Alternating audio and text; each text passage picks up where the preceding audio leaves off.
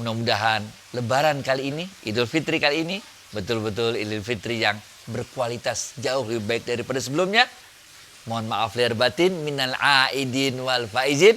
Insya Allah kita semua akan mudik. Kalau orang Indonesia bilang mudik ke kampung, kalau dalam ilmu tasawuf mudik ini, mudik ke kampung halaman kita di akhirat kelak.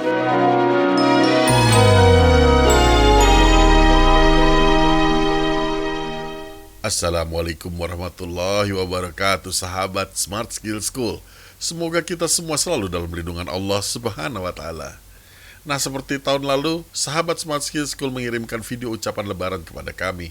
Dan kini, giliran sahabat subscribers yang ingin mengucapkan salam atau berlebaran dengan Ustadz, dan kami dapat mengirimkan videonya juga kepada kami di email videolebaran2022@gmail.com. Boleh pakai HP, durasi 10-15 detik, nama dan lokasi di mana. Terus mengucapkan selamat dan seterusnya, terserah deh isinya. Ditunggu sampai hari Minggu, kami juga kepingin melihat sahabat dari seluruh Indonesia, bahkan banyak juga teman-teman dari luar negeri. Dan video ini juga akan kami tayangkan di YouTube, yang nanti digabung semuanya jadi satu file, khusus Lebaran dari sahabat subscribers. Oke, kita lanjut yuk, sapa Ustadz Adi Warman Azwar Karim. Ustadz, Assalamualaikum, apa kabar? Waalaikumsalam warahmatullahi wabarakatuh. Sehat, berkah, bahagia, amin. Bentar lagi Lebaran. Alhamdulillah Ustadz, sambil menunggu buka puasa nih kita ngobrol-ngobrol. Iya benar, alhamdulillah. Nah, episode lalu soal Lailatul Qadar rasanya masih seru nih Ustadz. Bahkan saya dengar nih, memang orang menunggu malam ganjil Lailatul Qadar ini sampai memperhatikan juga gejala alam, fenomena alam yang berbeda dari biasanya Ustadz. Sebagai petunjuk, bener nggak sih ini malamnya? Jadi malam Lailatul Qadar, kemarin kita udah bilang ya, terakhir tuh, jangan sampai di malam Lailatul Qadar itu malah kita sibuk ngeliatin tanda-tanda alam. Ngeliatin yang angin nggak bergerak lah, ngeliatin yang ini itu. Lah kan kita jadi distracted. Kita malah pindah fokus kita. Malah kita takjub, malah kita memperhatikan makhluk-makhluknya Allah. Benar gak? Padahal dalam malam Lailatul Qadar itu Allah sedang ingin mempertontonkan, memamerkan ketaatan kita manusia kepada Allah, kepada malaikat-malaikatnya. Nah, sehingga yang dimaksud dengan mencari malam Lailatul Qadar itu bukan dengan cara memperhatikan tanda-tanda alam yang terjadi. Kemudian kita bilang, yes, ini adalah Lailatul Qadar. Bukan, men. Kenapa kita malah jadi merhatiin makhluk-makhluknya Allah? Benar gak? Yang harus kita lakukan malah melakukan, mempertontonkan ketaatan kita kepada Allah di malam itu. Karena memang Allah lagi mau memamerkan bagaimana dahsyatnya iman para manusia ini kepada malaikat-malaikatnya yang dulu mempertanyakan kita waktu pertama kali diciptakan. Nah ini. Nah, dalam hadisnya disebutkan bahwa Jibril alaihissalam yang memimpin rombongan malaikat yang tanazzalul malaikatu waruhu fiha itu akan menyapa setiap manusia. Jadi kita udah pasti dapatnya Lailatul Qadar, benar gak? Udah pasti dapatnya Lailatul Qadar. Tinggal bagaimana pada malam Lailatul Qadar itu kita mempertontonkan keimanan kita, ketakwaan kita, ketaatan kita kepada Allah. Bahkan orang yang lagi tertidur sekalipun dapat Lailatul Qadar. Bayangkan, kita seharian penuh man shoma ramadhana imanan wa ihtisaban ghufira lahu ma taqaddama li dzambi. Seharian penuh kita puasa, betul-betul menjalankan puasa dengan iman kita, wa ihtisaban, menjaga agar tidak rusak nilai-nilai puasa kita. Malam harinya habis buka puasa, kita maghrib isya lalu man qoma ramadhana imanan wa ihtisaban ghufira lahu ma taqaddama li dzambik. Siapa-siapa yang mendirikan salat malam di bulan Ramadan dengan imannya wa ihtisaban dan betul-betul jaga agar tidak rusak nilai salat malamnya itu. Nah, ini makanya kita yang suka cerita salat-salat rahasia tuh karena ihtisaban itu benar. Ghufira lahu ma taqaddama li dzambik, diampuni semua dosa-dosanya oleh Allah. Pada saat itu kita tadarus, kita sholat, habis itu kita kecapean, kita tertidur. Ya jelas dapat Lailatul Qadar kita walaupun tidur, bener gak? Karena tertidurnya kita itu adalah karena keletihan kita dalam melakukan ketaatan, dalam melakukan ketakwaan, dalam iman kita, bener gak? Apalagi kalau waktu mau tidur kita baca doa Bismika Allahumma ahya wa bismika amut. Nah, tambah keren lagi. Karena itu yang kita udah cerita ruh sama nyawa, bener gak? Kalaupun kita nggak baca, ada hadisnya juga. Rasulullah udah mengatakan waktu itu. Siapa-siapa yang berzikir. Nah, kita kan lagi tadarus Quran. Siapa-siapa yang berzikir, kemudian tertidur dalam zikirnya. Maka tidurnya sama dengan zikir. Nah, jadi kalau kita kecapean baca Quran nih, Lailatul Qadar, bener gak? Kita udah habis tahajud atau segala macam, kecapean, ketiduran. Dan tidurnya kita itu sama dengan pahala orang yang lagi baca Quran, sama dengan pahala orang yang lagi zikir, sama dengan pahala orang yang lagi tahajud, bener gak? Itu sebabnya juga Rasulullah SAW dalam hadis lain mengatakan, tidurnya orang yang puasa itu ibadah itu. Bukan karena kita tidur males-malesan, men, tapi karena emang kita capek, bener gak? Lihat deh, kalau kita kaitin sama ini, masih ingat gak Fit waktu itu? Rasulullah SAW pernah bersabda, ada dosa-dosa yang bisa gugur karena sholat kita. Ada dosa-dosa yang bisa gugur karena sedekah kita. Ada dosa-dosa yang bisa gugur karena haji kita. Tapi ada dosa-dosa yang bisa gugur hanya karena kecapean dan keletihan kita dalam mencari rezeki. Nah, kita nyari rezeki aja udah capek. Benar, gugur dosa-dosa kita. Ditambah lagi sama puasa kita. Udahlah puasa, gugurin dosa-dosa tadi hadis yang pertama, benar gak? Habis itu kita kerja mati-matian, capek cari rezeki, gugur lagi dosa-dosa kita. Malamnya qiyamul lail, gugur lagi dosa-dosa kita, benar gak? Sebelum tidur, kita maafin lagi satu-satu. Ingat gak hadis yang waktu itu, benar gak? Kita maafin lagi satu-satu orang yang nyangkut di kita maafin. Lah, jadi waktu tidur kita itu, walaupun kita tidur, ya jelas disapa sama Jibril, Lailatul Qadar, bener gak? Jelas dapat 1000 bulan, bener gak? Udah, keren pokoknya dah. Back to you, Fit. Keren, Ustaz. Alhamdulillah. Begitu besarnya nilai Lailatul Qadar ini, dan saya masih penasaran, apa artinya bertemu Lailatul Qadar terhadap kualitas keimanan kita gitu, Ustaz? Kita kemarin juga udah bahas kan, sebetulnya ada kaitan antara nisfu Sya'ban dengan Lailatul Qadar. Dalam nisfu Sya'ban itu ditulislah rencana atau draft dari nasib kita 1 tahun yang akan datang.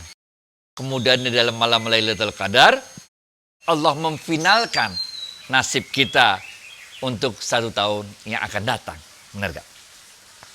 Itu sebabnya baik nisfu Sya'ban maupun Lailatul Qadar adalah malam-malam yang sangat penting.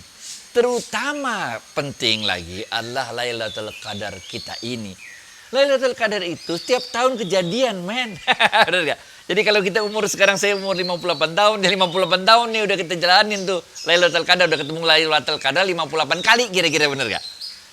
Kan pertanyaannya adalah, kalau kita udah menjalani hidup 58 tahun dan udah ketemu Lailatul Qadar 58 kali, bener gak? Apa dampaknya pada diri kita? Ini kan, sekarang kita bicara mengenai kualitas pertemuan kita dengan Lailatul Qadar, nah kan? Jadi kita bicara mengenai kualitas pertemuan kita dengan Lailatul Qadar. Kalau ketemu, pasti ketemunya. Nah, sehingga kita harus mengajak kepada seluruh teman-teman kita menyadari betapa pentingnya kualitas pertemuan dengan Lailatul Qadar tersebut. Mengapa ini penting? Karena ini menentukan hidup kita 1 tahun yang akan datang. Nah, kalau kita pengen hidup kita 1 tahun yang akan datang, itu diberikan banyak kemudahan oleh Allah. Di lapangan rezekinya, rezeki yang halal, yang barokah, hidup enggak ada, insya Allah musibah-musibah semua dijauhkan oleh Allah dan sebagainya. Kebahagiaan, ketenangan, kelancaran usaha, benar gak? Dendam hilang, semua. Lah itu kan berarti kita mau 1 tahun yang akan datang hidup dengan bahagia, dengan penuh keberkahan. Itu sebabnya kualitas Lailatul Qadar harus benar-benar kita perjuangkan, kita dapatkan. Ini baru Lailatul Qadar, bos. Masih ada lagi setelah Lailatul Qadar, benar gak? Yaitu apa? Rasulullah SAW mengatakan siapa-siapa yang melengkapi puasa Ramadannya dengan puasa 6 hari di bulan Syawal, maka dia ibarat puasa setahun penuh. Coba deh kita lihat. Dosa digugurin oleh Allah karena puasa. Dosa digugurin karena qiyamul lail. Benar gak? Orang-orang yang salah kita maafin semuanya. Lailatul Qadar dapat 1000 bulan. Benar. Habis itu kita puasa Syawal lagi 6 hari. Ibarat kita puasa setahun.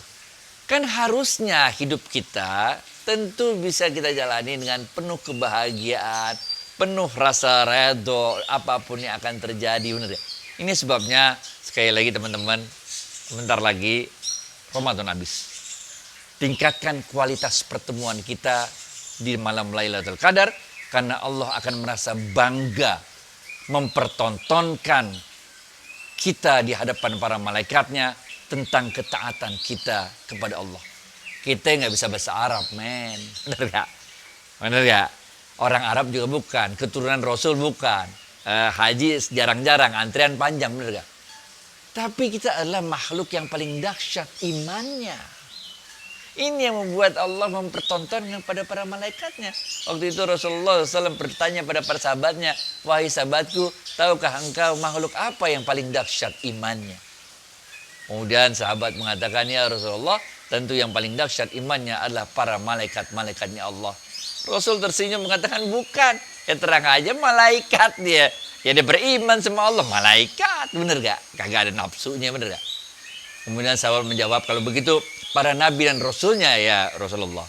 Rasulullah SAW tersenyumnya lagi, ya enggak lah, terang aja nabi sama rasul dapat wahyu dari Allah, ketemu Jibril, punya mujizat, ya terang aja percaya, yakin sama Allah. Kemudian para sahabat menjawab, kalau begitu kami ya Rasulullah, sahabat-sahabatmu yang mencintaimu, mengimanimu, lebih daripada cinta dan kepada diri kami sendiri. Apa jawab Rasulullah? Rasulullah SAW mengatakan, ya terang aja kalian beriman padaku, benar gak, mencintaiku karena kalian hidup bersamaku, melihat bagaimana Allah menurunkan wahyu, memberikan mujizat-mujizat padaku. Rasulullah SAW mengatakan, makhluk yang paling dahsyat imannya adalah umatku di akhir zaman. Mereka tidak pernah berjumpa denganku, tapi mereka mencintaiku sebagaimana kalian mencintaiku. Mereka membelaku sebagaimana kalian membelaku. Inilah makhluk yang paling dahsyat imannya. Kita ini. Kita bisa nangis, tahajud, kunut, minta sama Allah. Benar gak? Ya Allah. Itulah, insya Allah teman-teman semua, kita tingkatkan kualitas kita ketemu Lailatul Qadar. Biarkan nanti Allah bangga terhadap keimanan kita. Biarkan nanti Rasulullah SAW bangga terhadap keimanan kita. Orang-orang yang dahsyat imannya di akhir zaman. Baik to you, Fit. Masya Allah, memang benar ya Ustadz. Enak benar berguru langsung ada Rasulullah. Sehubungan dengan itu, nah ini Ustadz, kita kan nggak bisa ketemu Rasulullah sekarang ini. Ada yang nanya di komen, apakah kita bisa mencoba ketemu Rasulullah SAW melalui mimpi ruh seperti di episode minggu lalu, gitu Ustadz. Gimana caranya? Rasulullah SAW memilih siapa yang akan didatanginya melalui mimpi. Enggak semua orang bisa ketemu Rasulullah SAW di mimpinya. Bahkan ulama-ulama besar pun belum tentu didatangi oleh Rasulullah SAW dalam mimpi-mimpinya. Rasulullah SAW yang memutuskan, memilih siapa yang akan didatanginya. Namun biasanya untuk bisa kita bertemu dengan Rasulullah SAW di mimpi-mimpi tersebut, kita harus bersih jiwa kita, ruh kita bersih, sehingga waktu ruh itu keluar dari nyawa dan jasad waktu tidur, benar gak? Nah, ruh ini kemudian mendapat kehormatan untuk bisa bertemu dengan ruhnya Rasulullah SAW. Sehingga emang ini nggak bisa diminta-minta. Kadang-kadang kita doa-doa minta ketemu, ya terserah Rasul lah, dan mau ketemu kita apa kagak di mimpi-mimpi kita. Dan juga kita harus mewaspadai orang-orang yang suka cerita-cerita bahwa dia ketemu Rasul begini. Bahkan dulu tuh sekitar tahun 90-an dah, itu banyak surat beredar tuh, surat berantai tuh, yang beredar dulu tuh, surat berantai. Saya adalah penjaga Masjidil Haram, gitu katanya, benar ya. Saya mimpi, di dalam mimpi saya dapat pesan dari Rasul, disuruh gini. Sebarkan surat ini kepada 10 orang lainnya. Kalau enggak nanti dapat musibah segala macam. Bohong, men. Hadis udah selesai. Enggak ada lagi. semua orang yang bertemu dengan Rasulullah SAW di mimpi-mimpinya itu nggak ada yang dapat pesan-pesan hadis kayak begitu, nggak ada. Itu adalah pertemuan antara ruh, antara dua ruh yang saling merindukan. Ruh kita yang rindu pada Rasulullah SAW dan ruhnya Rasulullah SAW yang rindu pada kita. Jadi nggak ada nanti ada Rasulullah SAW bersabda, menurut siapa? Menurut mimpi saya. Nggak bisa, men. Kacau kali itu, bener nggak? Nah, ini kita harus waspadai orang-orang yang seperti ini, karena seperti waktu kita bahas, orang-orang yang bertemu dengan Rasulullah SAW biasanya menyimpan baik-baik rahasia itu karena pertemuan itu sangat rahasia, sangat indah, sangat bahagia. Kalau diceritain jadi garing gitu. Baik itu ya, Fit. Oke, dan bisa menimbulkan fitnah ya Ustaz. Bener banget. Nah, jadi sedikit lagi mengenai mimpi ini Ustadz. Namanya juga mimpi ya. Yang kita takutkan kan kita nggak bisa bedain antara mimpi ruh dan mimpi yang satu lagi tuh Ustadz. Nyawa. Ya, mimpi nyawa. Iya, jadi di dalam ilmu permimpian ada kitabnya sendiri nih. Ada kitabnya Ibnu Sina dan segala macam, banyak kitabnya ya. Itu memang dibedakan antara dua. Pertama adalah mimpi nyawa. Jadi waktu ruh kita keluar kan nyawa tinggal sama jasad tuh. Nah itu bisa ada macam-macam tuh, ada gangguan dari mana sehingga ini mimpi yang kita sebut sebagai permainan tidur, mimpi yang kagak jelas tuh, kadang-kadang lari yang susah lah apa segala macam atau segala macam mimpi yang menakutkan segala macam itulah, itu namanya mimpi nyawa. Kenapa kayak begitu? Karena ini jasad sama nyawa kita kaget karena kok ada orang lain mau mampir-mampir gitu kira-kira. Jadi muncullah ketakutan apa segala macam, mimpi ngeri, apa nightmare apa segala macam itu loh. Mimpi ngeri segala macam itu kan. Karena jasad sama nyawa kita yang lagi ditinggal ruh itu tahu-tahu ada makhluk lain, ada apa lain yang pengen mampir gitu, makanya gitu. Nah, ini mimpi nyawa. Sedangkan mimpi ruh itu adalah mimpi yang terjadi bukan di jasad dan nyawa kita, tapi di level ruh kita. Waktu ruh kita naik di sini.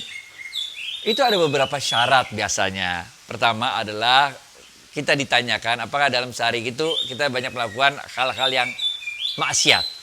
Nah, kalau seharian kita banyak melakukan maksiat, maka mimpinya kita tidak dipercaya sebagai mimpi yang benar, mimpi ruh. Atau dalam seharian itu dia banyak melakukan hal yang sia-sia. Gibah sana, gibah sini, apa segala macam, nggak jelas gitu. Itu juga mimpinya kita nggak bisa percaya sebagai mimpi yang level ruh. Itu mimpi level nyawa. Karena banyak juga orang mimpi level nyawa tapi ngaku-ngaku mimpi level ruh, bener gak? Namanya juga mimpi, gimana buktiinnya, bener gak? Kacau kan? Tapi kalau kita memang udah menjalani hidup itu dengan baik, hari itu dengan baik, bener gak? Nggak kita kotori dengan hal-hal yang maksiat. Kemudian kita tidur juga dengan bacaan-bacaan yang udah diajarkan. Nah itu kalau kita ketemu ruh-ruh yang udah meninggal, apakah Rasul, apakah orang-orang soleh dan sebagainya, itu dipercaya sebagai mimpi yang benar. Ini kayak ceritanya Nabi Yusuf dah, bener. Mimpi emang beneran, ada hadisnya loh. Mimpi itu 1/40 kenabian. Tapi ya mimpi yang benar, bukan mimpi yang kacau balau. Kalau mimpi yang kacau balau biasanya kalau dalam hadisnya itu kita diajarkan untuk meludah ke kiri, kemudian ta'awuz gitu. A'udzubillahi minasyaitonirrajim. Habis itu balik badan, tidur lagi biasa gitu. Itu mah godaan doang. Oke Ustadz, ini kan episode terakhir sebelum lebaran.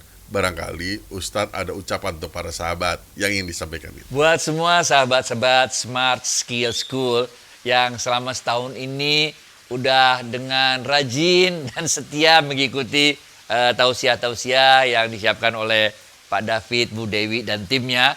Kami ucapkan terima kasih banyak. Mudah-mudahan Allah Subhanahu wa taala memudahkan jalan kita untuk terus mendekatkan diri kepada Allah. Get closer to Him. Ketika kita udah get closer to Allah, maka dunia berada dalam genggaman kita. Allah akan memberikan dunia ini kepada kita. Allah akan menjadikan hidup kita ini hidup yang bahagia. Kita akan bisa menikmati perjalanan hidup kita ini. Apakah kita miskin ataupun kaya, apakah kita lagi sehat ataupun sakit, kita jalani semuanya dengan penuh keredoan. Insya Allah, mudah-mudahan Lebaran kali ini, Idul Fitri kali ini, betul-betul Idul Fitri yang berkualitas jauh lebih baik daripada sebelumnya. Mohon maaf lahir batin, minal aidin wal faizin. Insya Allah kita semua akan mudik. Kalau orang Indonesia bilang mudik ke kampung, kalau dalam ilmu tasawuf mudik ini mudik ke kampung halaman kita di akhirat kelak. Itu sebabnya dalam ilmu tasawuf doanya minal Allahumma ja'alana minal aidin wal faizin. Kita termasuk golongan orang-orang yang mudik. Mudik kemana? Mudik ke dalam fitrahnya Allah yang awal dan mudik ke kampung asal kita, sorga insya Allah. Amin. Amin. Terima kasih Ustadz. Assalamualaikum warahmatullahi wabarakatuh. Waalaikumsalam warahmatullahi